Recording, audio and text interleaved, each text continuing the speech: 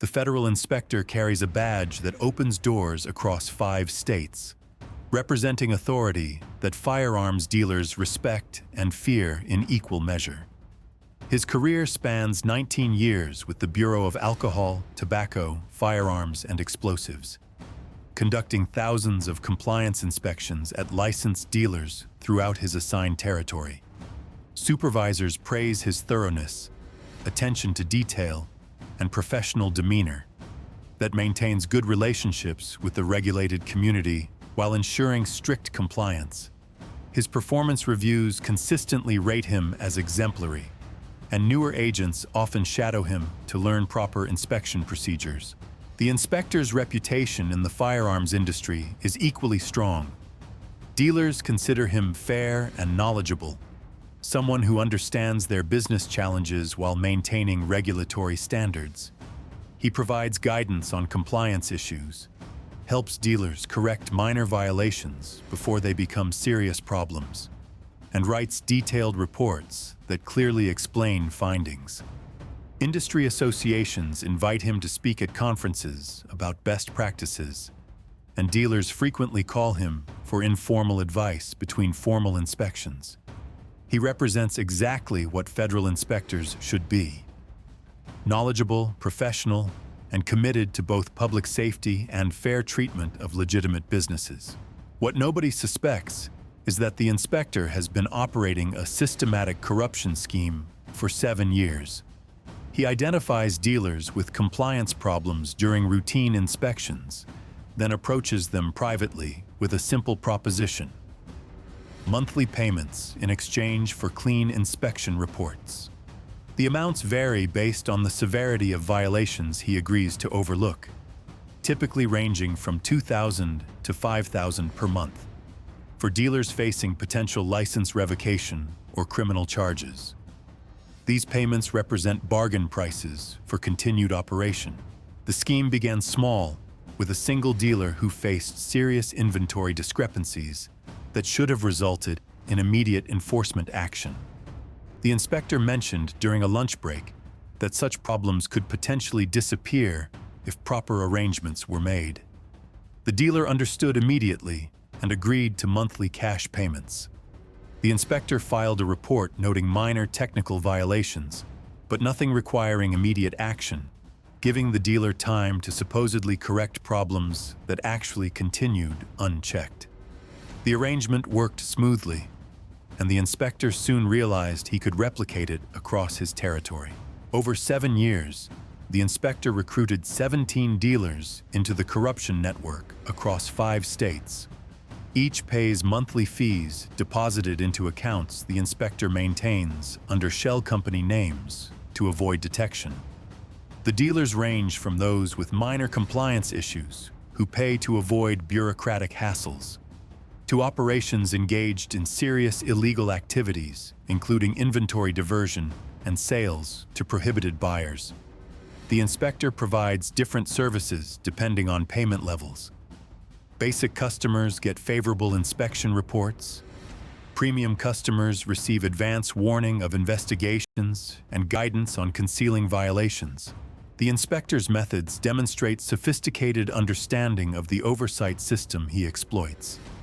He spaces out his clean inspections among legitimate findings at other dealers, maintaining statistical patterns that don't trigger supervisory review.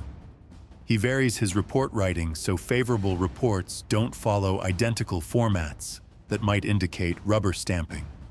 He conducts actual inspections at paying dealers, documenting his time on site and interactions with staff, but simply fails to discover or report violations he observes. The corruption hides within apparently thorough professional work. The scheme generates substantial illegal income that supplements the inspector's government salary. Conservative estimates place his take at $40,000 monthly from 17 paying dealers, totaling $480,000 annually over 7 years for cumulative illegal proceeds exceeding $3 million. The inspector moves this money carefully through multiple bank accounts, makes structured deposits to avoid reporting thresholds, and invests in real estate and businesses through entities that obscure his ownership. His lifestyle improves noticeably over the years, but not so dramatically as to raise immediate suspicions.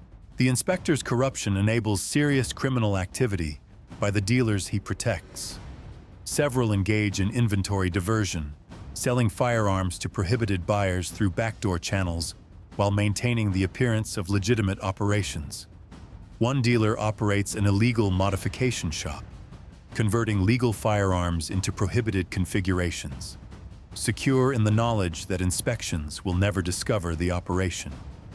Another runs a straw purchase ring, facilitating illegal acquisitions for customers who cannot legally buy firearms themselves. The inspector's protection allows these operations to continue for years without interference. The scheme begins to unravel when a separate investigation into a weapons trafficking network identifies one of the corrupt dealers as a major supplier.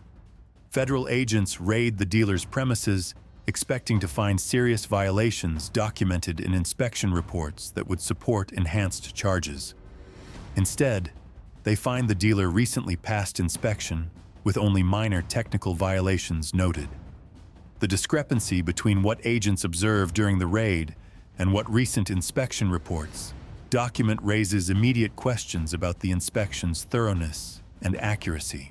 The ATF's Internal Affairs Division launches a quiet investigation into the inspection discrepancies. They review the inspector's reports from the past 3 years, comparing findings against objective evidence of dealer operations. Patterns emerge that trouble investigators. Several dealers with serious violations in their histories suddenly show dramatic improvement immediately after this inspector begins covering their territory. Other dealers raided by criminal investigators consistently show violations that recent inspections somehow missed entirely. The statistical probability of one inspector consistently finding conditions so different from what other investigators discover seems impossibly low. Internal Affairs begins surveillance of the inspector without informing him or his immediate supervisors.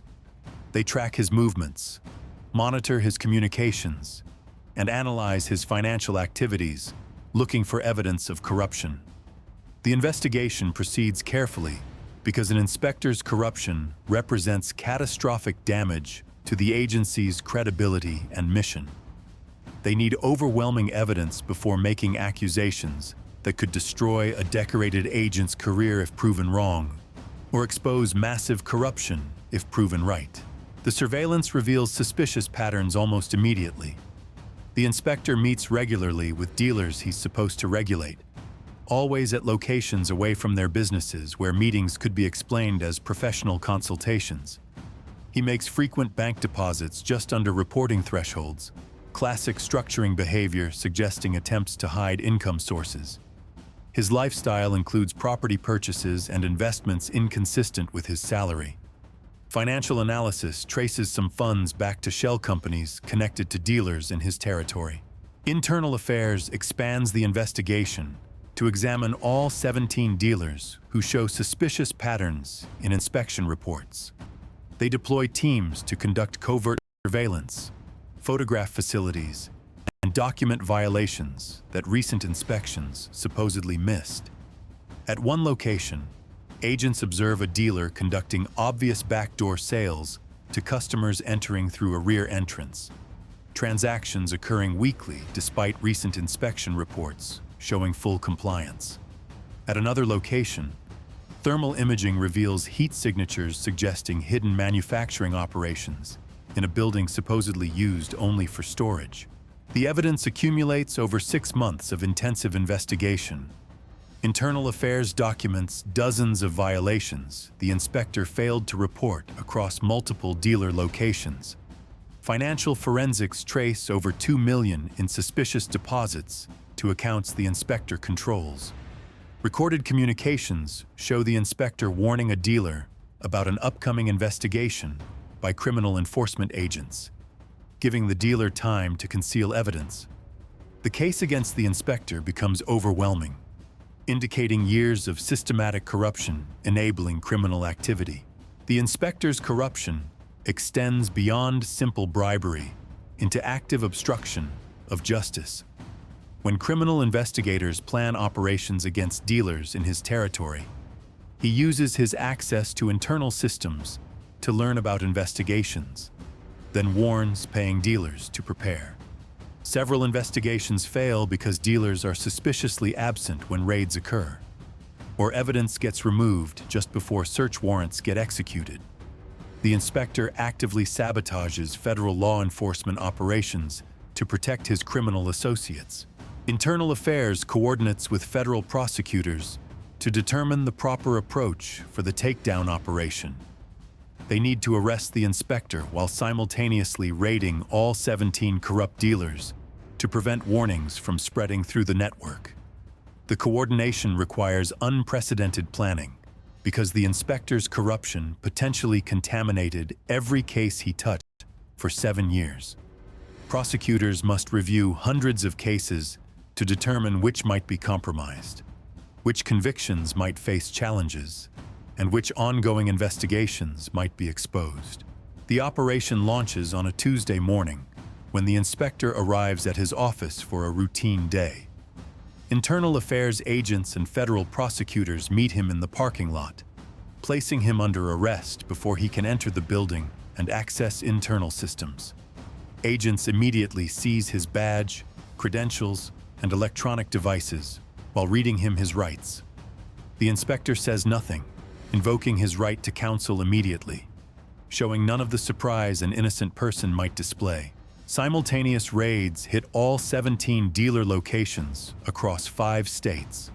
Federal agents and state police execute search warrants, securing premises and detaining owners and employees. Each raid yields evidence of violations that recent inspections somehow missed.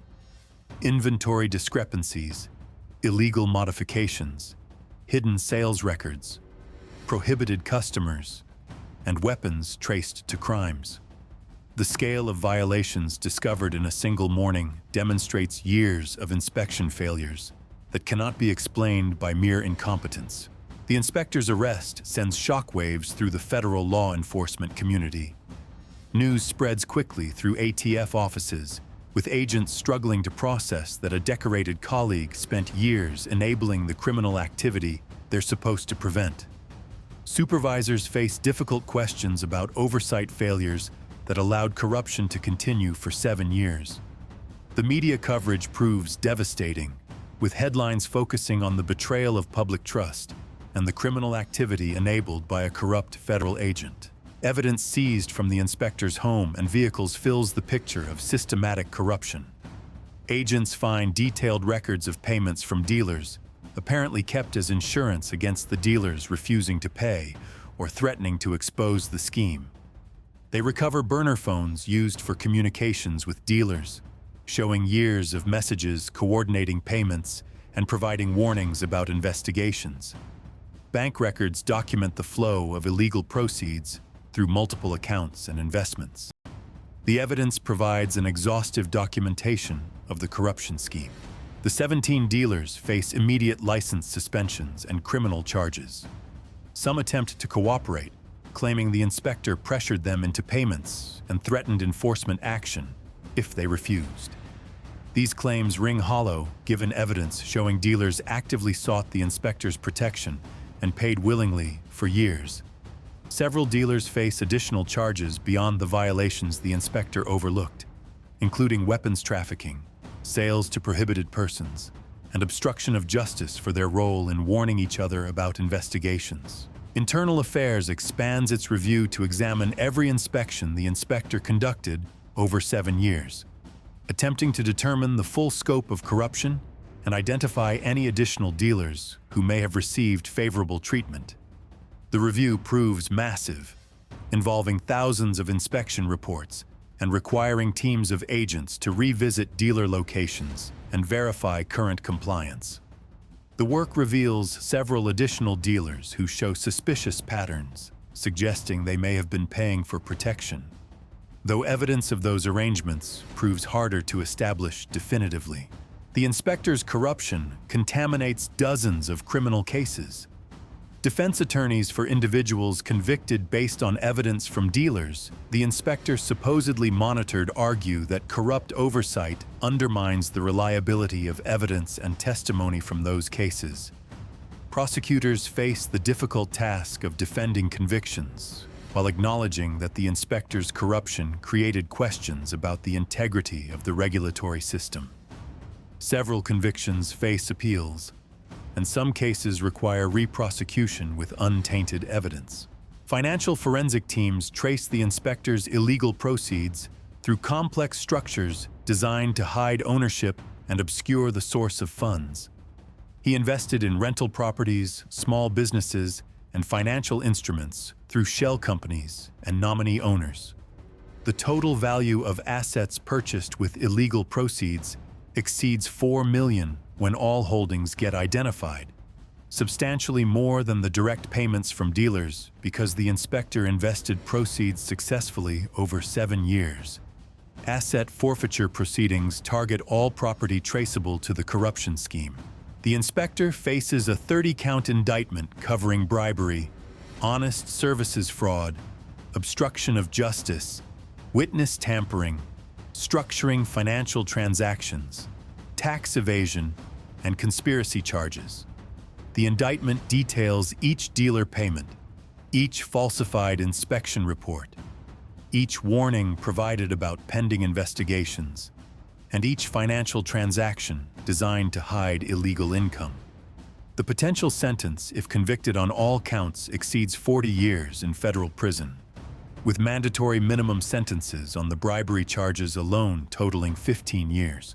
Prosecutors offer no plea deal, determined to take the case to trial and secure maximum punishment for corruption that damaged the agency's mission and credibility.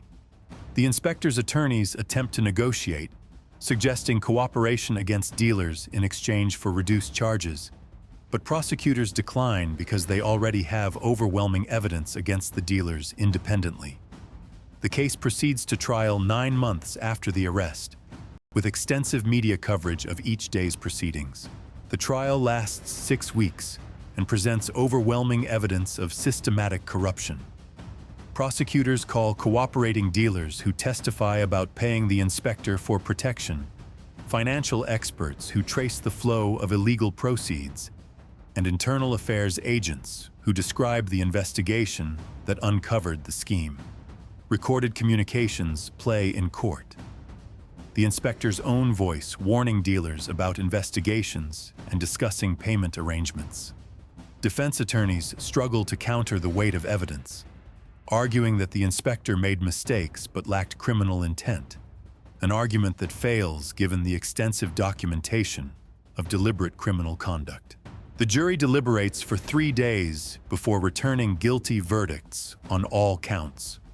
The conviction validates the internal affairs investigation and provides some measure of accountability for 7 years of corruption that enabled criminal activity and undermined public trust.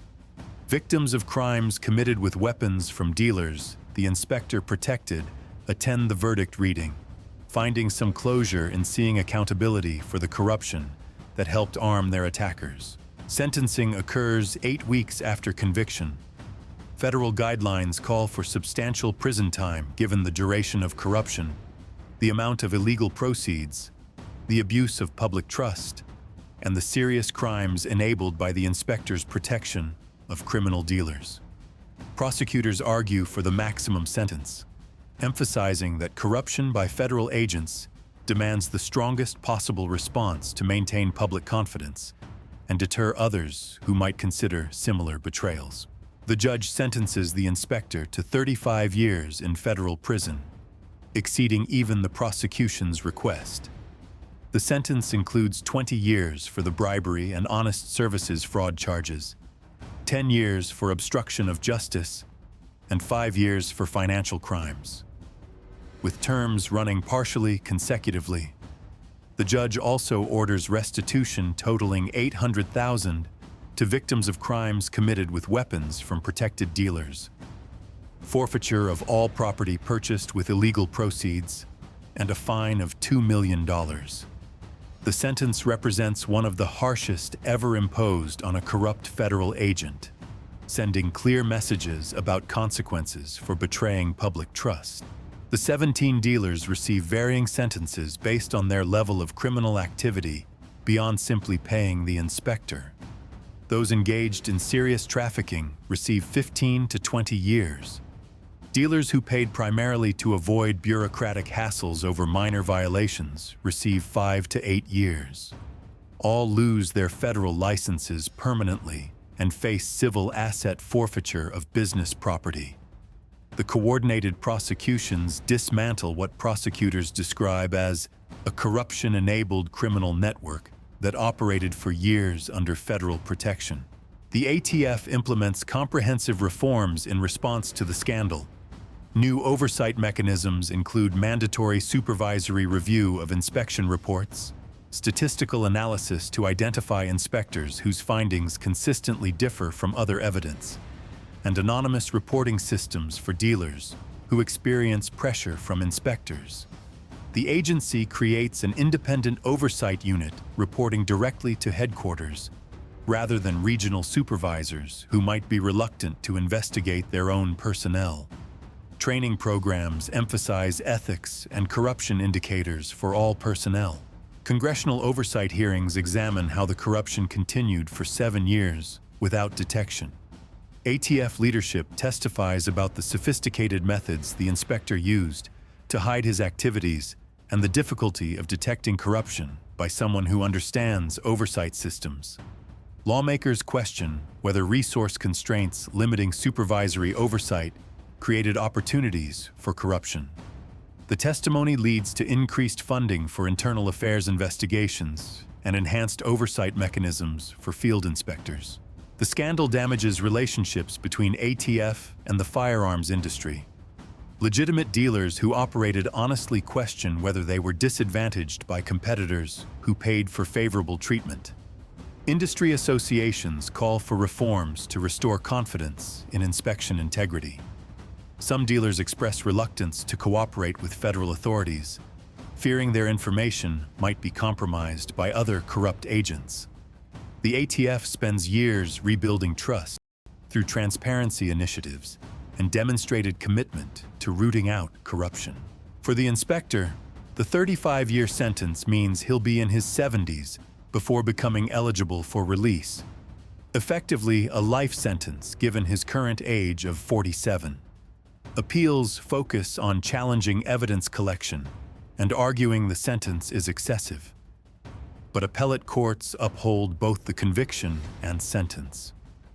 Finding overwhelming evidence supported the verdict, and the sentence appropriately reflected the serious nature of the crimes and their impact. The case becomes required study material for federal law enforcement agencies beyond just ATF. The FBI, DEA, and other agencies use the case to train agents about corruption indicators and the importance of internal oversight. The inspector's sophisticated methods of hiding corruption within apparently thorough work demonstrate how determined insiders can exploit their knowledge of oversight systems. The case emphasizes that no position is beyond scrutiny and that internal affairs must remain vigilant even when reviewing decorated agents with strong reputations.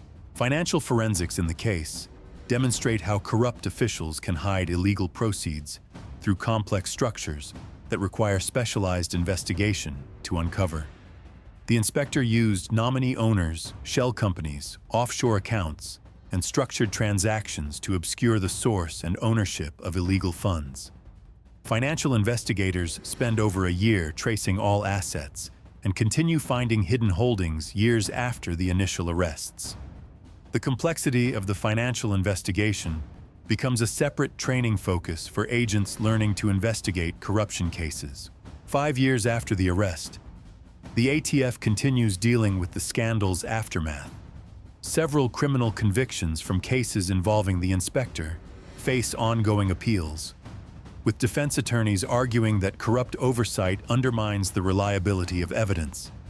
Most appeals fail because prosecutors demonstrate that the inspector's corruption didn't directly taint evidence in specific cases, but the litigation consumes substantial resources. The agency also faces civil lawsuits from victims claiming the inspectors' corruption contributed to crimes that harmed them, seeking damages from the federal government. The corrupt inspector's betrayal affects every member of the ATF in his region. Honest inspectors face increased scrutiny and suspicion from dealers who wonder if they might also be corrupt. Agents must work harder to rebuild trust and demonstrate integrity in every interaction.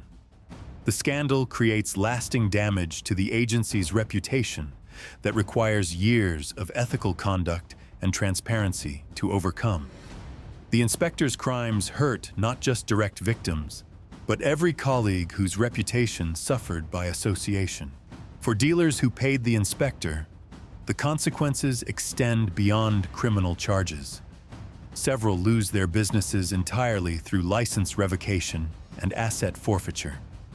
Others face civil lawsuits from victims of crimes committed with weapons they sold to prohibited buyers while under the inspector's protection. A few dealers who cooperated extensively receive some consideration in sentencing, but still face substantial prison time and permanent loss of their licenses.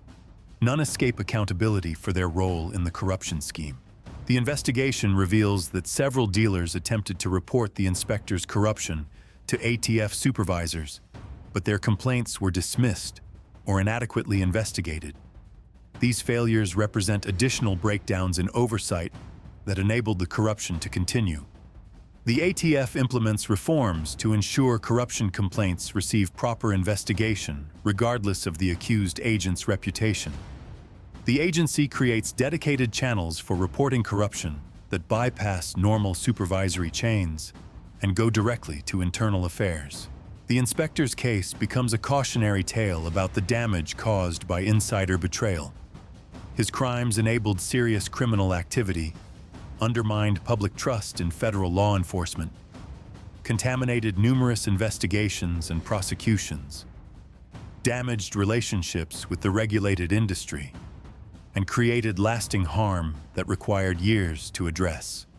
The comprehensive nature of the damage demonstrates why corruption by public officials, especially law enforcement, must be met with the strongest possible response. The story concludes with recognition that preventing corruption requires constant vigilance and robust oversight systems. The inspector's scheme succeeded for years because he understood the oversight system and exploited its limitations. But once internal affairs recognized patterns suggesting corruption, patient investigation assembled overwhelming evidence leading to successful prosecution. The balance between trusting agents to do their jobs and maintaining effective oversight remains an ongoing challenge requiring sustained commitment. Vigilance against insider threats remains essential because positions of trust create opportunities for those willing to betray that trust. The work of internal affairs never ends, requiring constant monitoring for corruption indicators and investigation of suspicious patterns. For every corrupt official who gets detected and prosecuted, others may be operating undetected, making comprehensive oversight mechanisms essential to protecting the integrity of federal law enforcement.